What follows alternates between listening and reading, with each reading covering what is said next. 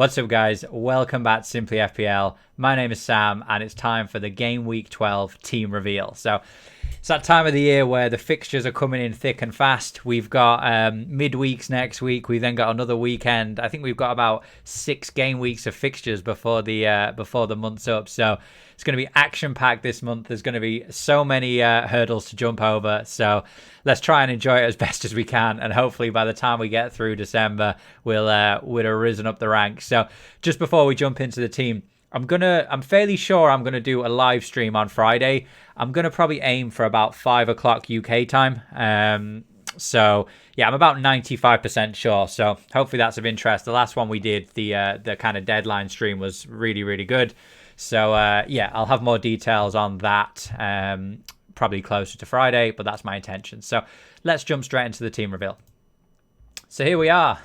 One thing I will say is that this team looks like it's going to be a tough week for me. Most of my players are playing away from home. A lot of them are playing quite tricky fixtures. So in years gone by, that usually means you get loads of points because you're expecting none, and all of a sudden everyone has a worldie. So again, I'm not expecting that now. I am expecting a tough week. So if I can maintain my current rank, which is about, I'm almost in the top 500,000. I'll be fairly happy. So squad value 104.1 million, just continues to rise. So yeah, hopefully by the end of December we'll be in and around the 105.5, 106 million, and that's really going to help us when we move into January, when we get our next wild card. So it's worth pointing out. And this is probably the first time this season I've got 0 in the bank. So I don't like having nothing in the bank. But it just so happened that with the transfer this week, it just took everything from me. So, yeah, we'll look at that in a moment. So, back in goal, Martinez, after his week out, hopefully comes back refreshed. Wolves have only scored 11 goals all season. Jimenez is out injured. They're just back from getting thrashed by Liverpool. It's all looking good for a clean sheet, right? So, look, you can never guarantee clean sheets. And Wolves are obviously going to be playing at home. So, I mean, we're hopeful of a clean sheet, but if not, hopefully we get a few save points. I'd imagine that game's not going to be too entertaining. I might actually throw a few quid on Villa to win. But yeah, Martinez in nets, standard stuff every week. We're not getting rid of him. He'll be here until at least the next wildcard. In defence then, so we've kept it the same as last week. We've got Chilwell and James. Now, they're playing Everton away, which is a problem because although Everton have been fairly poor, they're quite consistent at getting goals. Big Calvert Lewandowski up top, going to cause them a lot of trouble. So, look, as an Everton fan, I think this is probably lose-lose. Like either Chelsea hammer them and Everton don't score, but I get some points, or Everton do quite well and I'm quite happy. So, yeah, it's lose-lose rather than win-win. So, I assume there's a good chance that Chilwell and James are going to be attacking quite a bit this game. Everton are quite weak in defence, the second worst XG conceded in the entire game. And yeah, so there's points to be had, and I'm still happy to have doubled up on both of them. Cancelo then. So this was an interesting one. We went into the last game week, and I remember saying on the last video, I'm leaving Cancelo in. I've got Soufal on the bench, but I'm 99% sure Cancelo won't start, but we'll leave him on just in case. And he started. He had an incredible game, one of the best players on the pitch, in my opinion. And now we think that, you know, maybe he'll get a start against United. So, look, Pep Roulette is impossible to predict, but we're hoping that he will get a start because he's so attacking that the clean sheets are almost like by the end of the season, if he plays 90 minutes every game, we're kind of looking at Trent Alexander-Arnold points from last season. Now, obviously, he's not going to play as much as Trent, but it's something we can kind of hope for. So, yeah, Man United away. Man U had to play their full team last night in the Champions League. City, I'm going to assume, are going to be resting players tonight. They've already done the business in their first 5 games. Tonight's a dead rubber for them. And, yeah, they're going to be well up for this Manchester derby. So, back 4, all away games, all against tricky opponents. If I can get 1 clean sheet out of the 4 of them, I'll be fairly happy. 2 returns of any nature, I'll be like, that's an above average as far as I'm concerned. So look at the midfield. That is a midfield and a half, right? So the only way that could be better is if we upgraded Jota to Salah.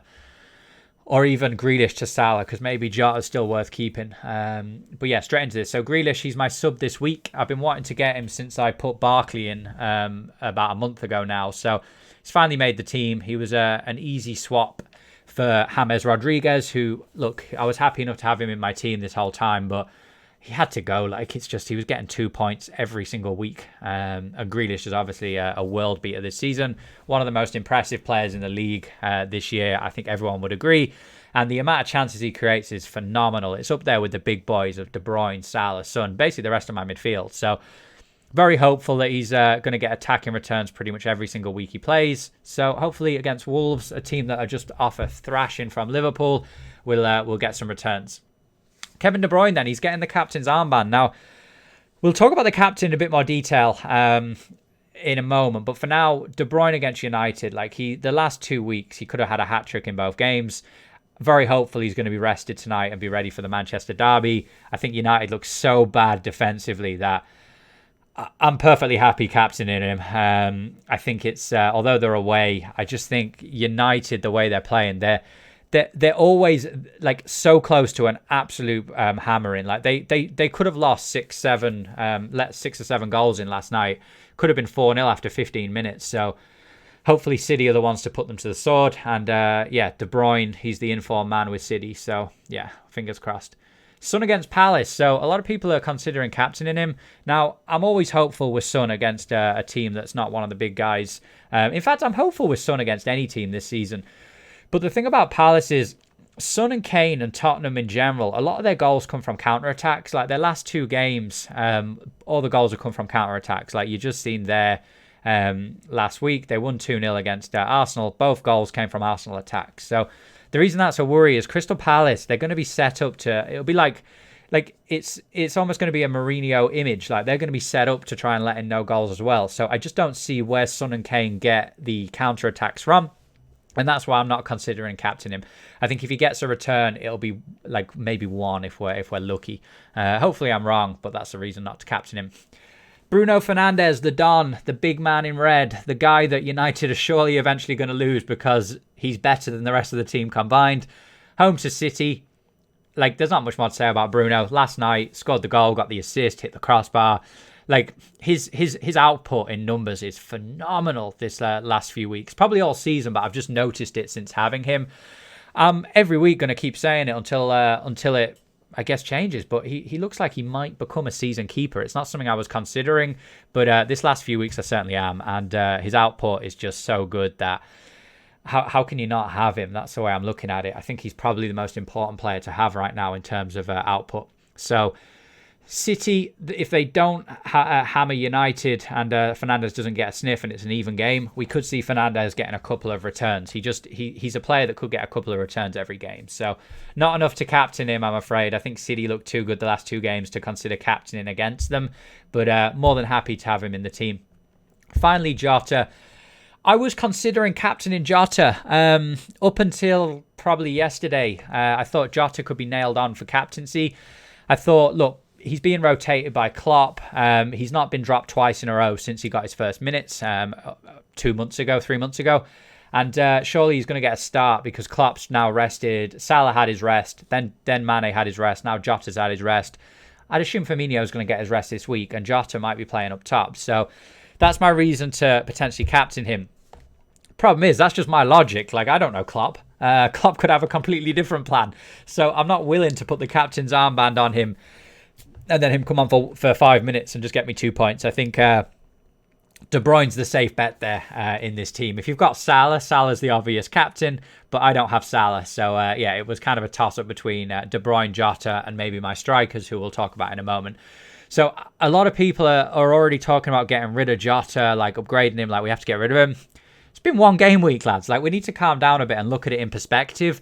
It's almost impossible to have 5 superstars in midfield and still have any sort of team around that. So we have to accept he's a 7 £7 million midfielder, or whatever he started out at 7.5. Like, he's not going to get us the exact returns that Salah and De Bruyne get us, but he doesn't have to, because all that we really need is for him to get the same points per million as those guys, and I think he's still well able to do that. So I'm not going to knee-jerk him out of my team unless I can find a way to upgrade him to Salah.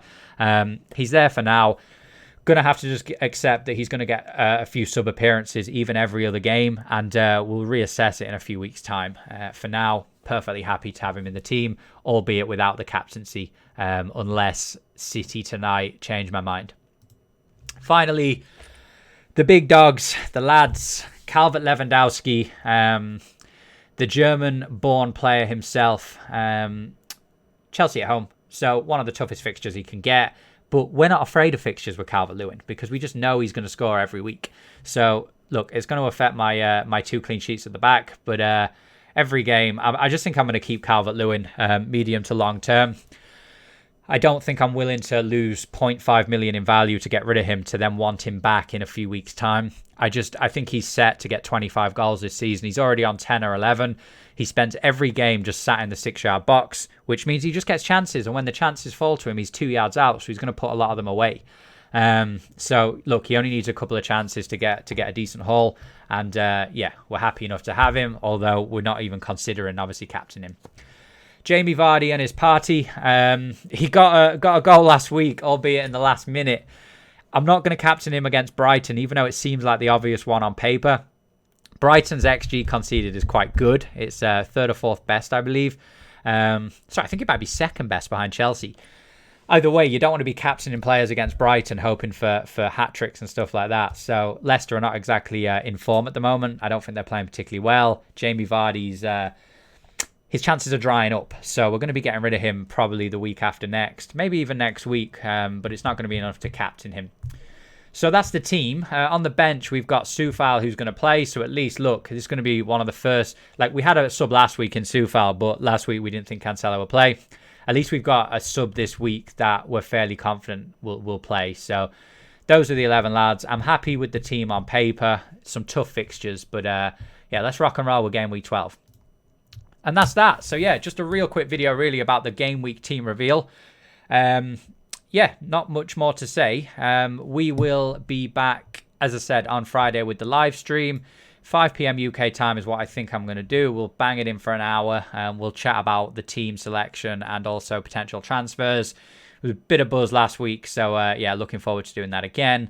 And yeah, as ever, you've been watching for 13 minutes, so hit that subscribe button. We're smashing the subscribers at the moment, and this channel is building out quite nicely. Other than that, we'll see you in the next video, and best of luck for the rest of the week.